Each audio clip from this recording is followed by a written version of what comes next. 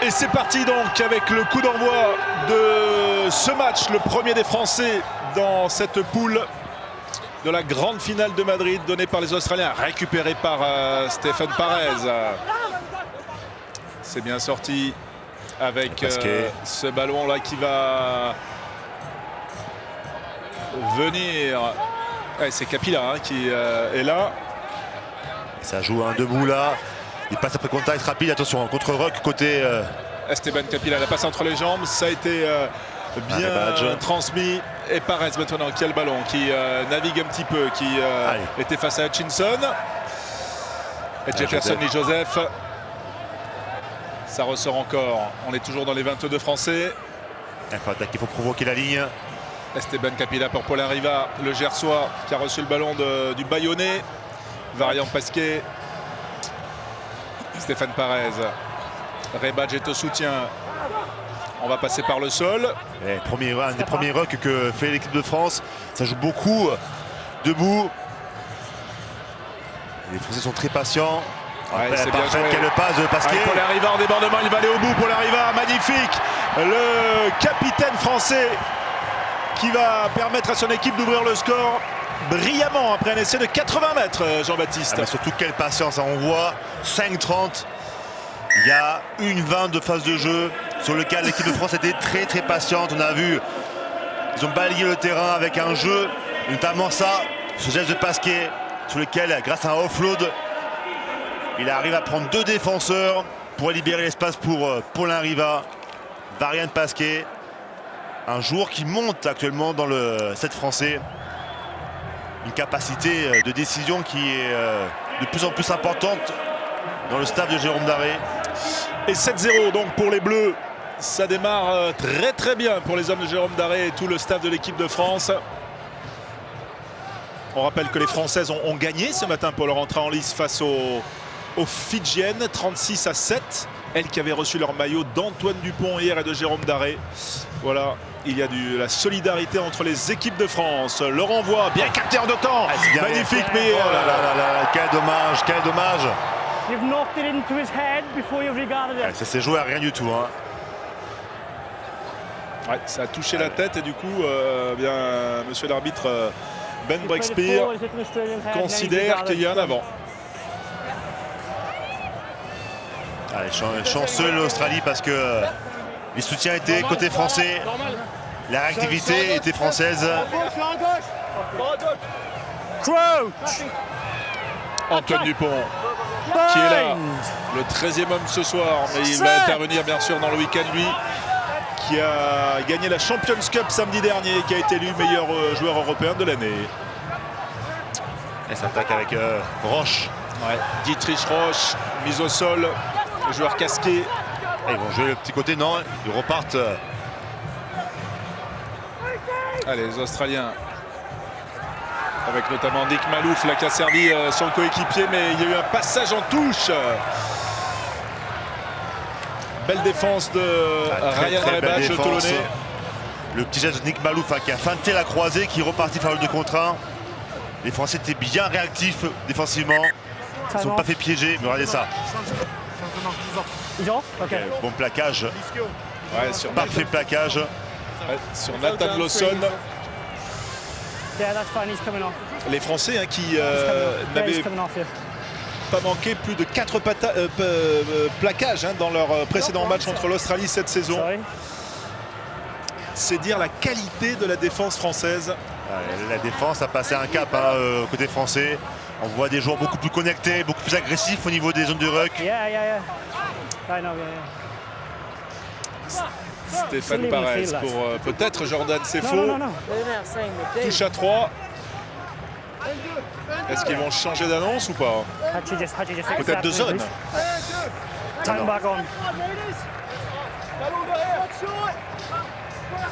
Allez, Stéphane Parez, il n'était pas bien droit à se lancer.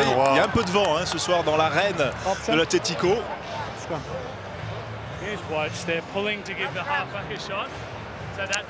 On le disait, Stéphane Parez qui a appris le rugby au club du lycée français. On voit le vent là sur... Ouais, sur les drapeaux. Both teams, a little bit more stability before the ball, please, okay? Yeah. It's not going to be a strike. It's fine. Crouch! It's perfect. That was perfect. First time was perfect. Diana, go. Same thing. Flora, go. Bind! Set! Let's crash. Voilà, ce Ah, ballon ça prend. maintenant. Attaque milieu de terrain. On prend beaucoup milieu de terrain côté australien. Ah, et encore ce plaquage qui tout de suite de Aaron Grandidier a mis les Australiens au sol et permet d'obtenir cette pénalité. Ouais, il faut jouer à l'endroit où la faute est marquée par l'arbitre. Ah, les Français répondent présents dans le combat. On les voit vachement réactifs, on les voit prêts à en découdre. Allez, on joue à la main cette pénalité. Ryan Rebadge face à Sargent. Oh, Pasquet. Il est Pasquet, Pasquet. Ah, c'est bien joué le relais de Stéphane Parez. La passe dans dommage. le plaquage. Ah, il fallait marquer l'essai. Jordan Lee Joseph, il reste solide. Stéphane Parez. C'est bien joué pour Varian Pasquet. Ouais, Paul Arriva. C'est faux, ça va aller au bout. C'est faux. Avec c'est faux. Jordan Sefo qui marque ce deuxième essai français à 1 minute 30 de la fin de la première mi-temps. Joueur ici de la Réunion. Un talent hors norme. C'est faux, mais regardez ça, le step de Pasquet. Il a complètement assis Roche. Alors, on vous le dit, qu'il prend de l'épaisseur dans l'équipe de France. C'est un joueur qui est vraiment un métronome. Please. Il a décalé Riva tout à l'heure et là, il a failli se faire laisser tout seul. Elle est ratée cette transformation pour les Français. Voilà, soutenu par des supporters venus en nombre. Voilà, il y a du vent qui gêne les lanceurs et les botteurs ici au Metropolitano de Madrid, le stade de l'Atlético d'Antoine Griezmann. Et cela fait 12-0.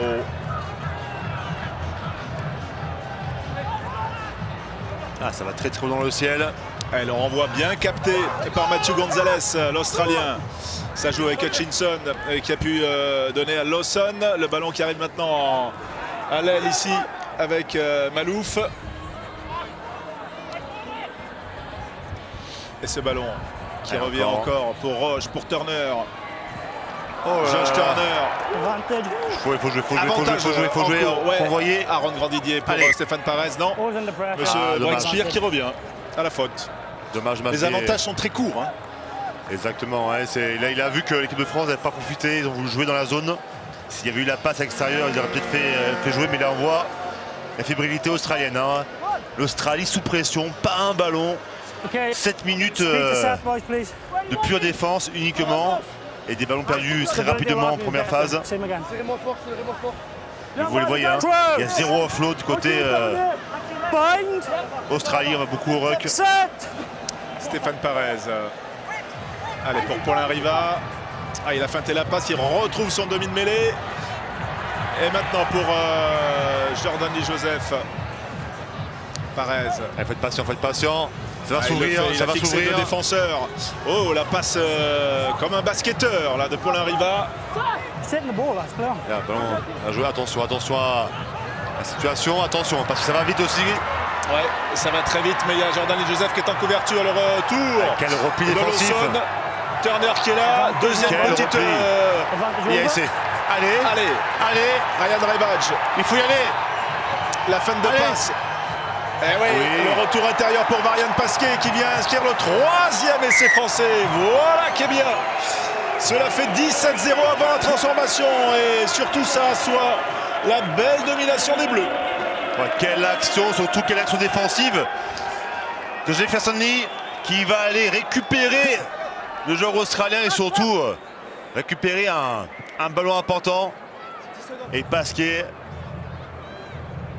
à la conclusion, évidemment. Alors, beau travail de Rebadge qui va fixer le joueur. Mais quelle action, hein. Quelle action, on était un peu dans le chaos sur cette fin de première mi-temps. Et les Français ont mis une banderie. Ouais, et d'un 12-7 potentiel, hein, puisqu'il y avait un contre australien. On est passé à un 19-0 français. C'est le score à la mi-temps. Et ça fait du bien, Jean-Baptiste. Exactement. Allez, c'est bien enclenché là pour les Français, en tout cas ce premier match de poule. On rappelle que dans la poule il y a également l'Argentine et la Grande-Bretagne. Ce sera d'ailleurs un match qui suivra celui-ci et que l'on suivra avec intérêt. Ouais, c'est bien joué encore avec c'est faux. Allez, avec Ryan Rebage, la passe Chistera, Stéphane Parez. Allez, go, c'est parti, allez, il peut le faire. Ouais, la passe poignée qui n'a pas pu atteindre son partenaire, mais il n'y a pas de... Ah, en avant, sifflé par l'arbitre. Ah, c'est ça aussi qu'a apporté Jérôme Daré. Il a apporté beaucoup de prise de risque dans le trafic. Il demandait à ses joueurs d'aller chercher les offloads avec les gabarits que vous voyez, des joueurs de 1,90, plus de 100 kg. Automatiquement, ça peut libérer les bras et permettre de faire des breaks assez importants. Ouais, on a vu ce ratio de passes tellement en faveur des Français là. Stéphane Parez est bien plaqué. Hutchinson qui essaye de passer, mais il est pris par Jordan, c'est faux. Allez, il n'y a pas de surnombre, une défense qui glisse bien. Ouais, c'est Jordan et Joseph qui plaquent merveilleusement, qui se relèvent tout de suite pour être dans le contre-ruck.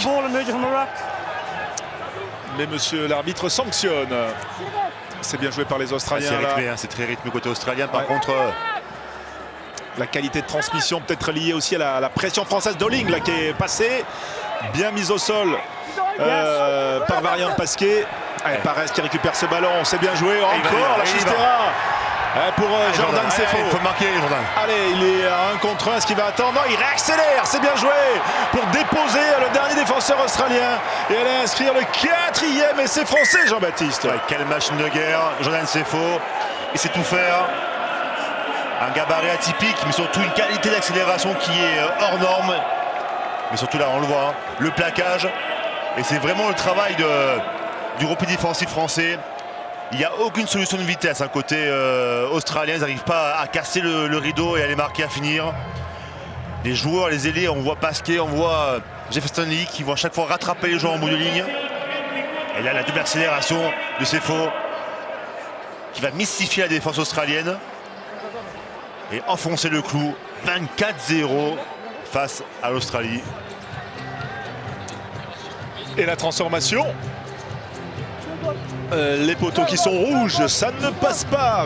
24-0. Voilà, il reprend son souffle, mais quand on a 24 points d'avance, même s'il reste 4 minutes, on ne peut pas trop se relâcher malgré tout. C'est le charme du set. Jordan Lidzojev qui ne peut capter ce ballon. Repris par Patterson, mais on va revenir à la mêlée. Ah, là, c'est une démonstration côté français. D'un point de vue défensif et offensif, les Français font très peu d'erreurs, quasiment 0 erreur, et ça joue juste, ça joue très très juste. Les Français qui ont été au moins 3e, c'est-à-dire sur le podium lors de leurs 4 derniers tournois.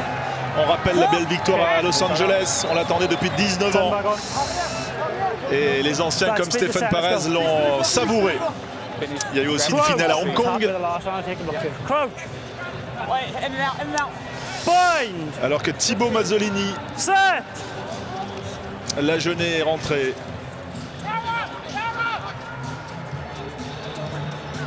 Jordan Lee-Joseph, JP, Jean-Pascal Barak qui est là, lui qui fait son retour.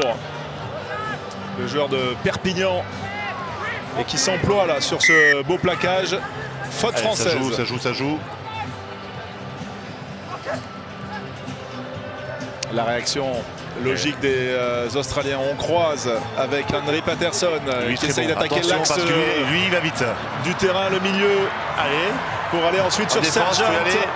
Ouais, le beau plaquage là. Oh là là. De Jean-Pascal Barak. Ah, ils ne sont pas du tout. L'Australie en plus, là, on les voit. Trop d'erreurs techniques pour pouvoir rivaliser contre cette équipe de France. Et un repli défensif, on voit à chaque fois des bleus partout sur le terrain. Les bleus sont partout. Et regardez l'Australie complètement pris à la gorge. Ouais, la défense française, c'est souvent un 5-2 un peu, on pourrait dire, non, avec 5 joueurs devant et 2 joueurs un peu reculés, un peu décrochés. Il y a un rideau qui est très dense côté français, sur lequel, avec la vitesse qu'ils ont, il n'y a pas trop de problématiques à se faire percer. Mazzolini. Le ballon Allez, maintenant. il faut tenter le coup. Allez, il faut voir. Jordan bien Joseph, sûr. la passe dans le plaquage. JP, allez. JP Barak, avec qui vous avez joué à Biarritz. Et le retour pour Théo Forner, lui aussi qui fait son retour dans le 7 de France. Exactement.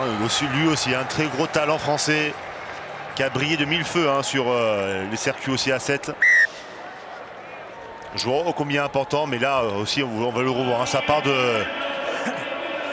Ah ouais, c'est magnifique cette passe au Jefferson Lee, contact. à l'image d'un Vakatawa à l'époque, qui va passer les bras pour JP Barak, qui libère les bras et bien sûr qui permet à Théo Forner de scorer. On aime jouer debout, c'est la marque de fabrique de cette équipe française. Et nous, ça nous régale. Exactement. Un jeu qui est très aéré. 29-0, 5 essais français. Et 31, pardon, avec la transformation. Ça fait beaucoup de points en peu de temps, je ne suis pas habitué, moi. Avec, oh là là, ce Nelson Épée. Onside, now get back. Ah, c'est bien joué, ce ballon qui ressort. Ah, il faut attaquer, bien Parez, sûr. il est passé. Bien sûr. C'est Mazzoleni. Et Antoine Dupont apprécie. Voilà cette équipe de France qui déroule. Si vous aimez un peu de stats, l'équipe de France a fait uniquement 6 rucks depuis le début du match. C'est-à-dire la capacité à jouer debout pour cette équipe de France qui met de la vitesse, qui passe les bras.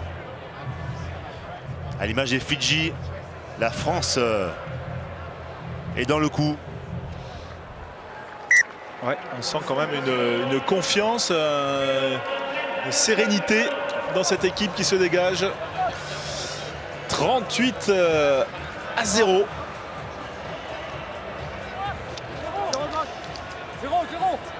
On pensait voir les Français gagner, mais quand même 38-0, c'est énorme quand même. Le score est très lourd pour l'Australie parce que les Français ont mis les moyens défensifs. Et on a vu des Australiens très fébriles, des erreurs techniques en avant.